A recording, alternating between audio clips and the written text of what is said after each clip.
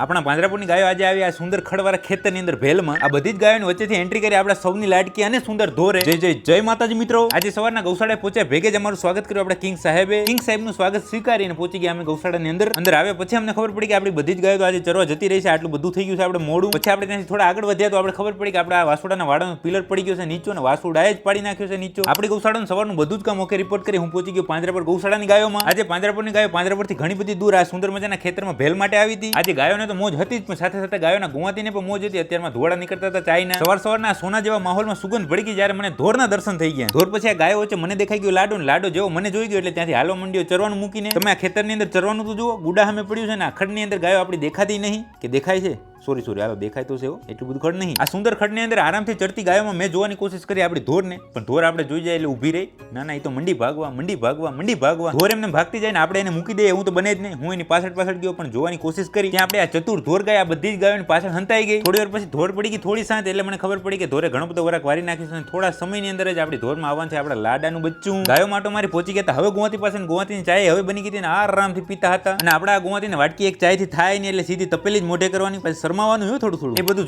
જોતા ને વાતો કરતા વાગી ગયા બપોરના 2. ગાયો હવે ધીમે પાંજરાપોળ તરફ રવાની થઈ હતી. સાથે બીડીયું થોડા ધુવાડા કાઢતી હતી. અને આમ જુઓ તપેલી એક ચાય વાળા ગુવાથી આગળ ને આપણી ધોર એની પાછળ. હવે આજનો આ વ્લોગ પૂરો. તમે લાઈક, કોમેન્ટ, શેર કરવાનું ન ભૂલતા.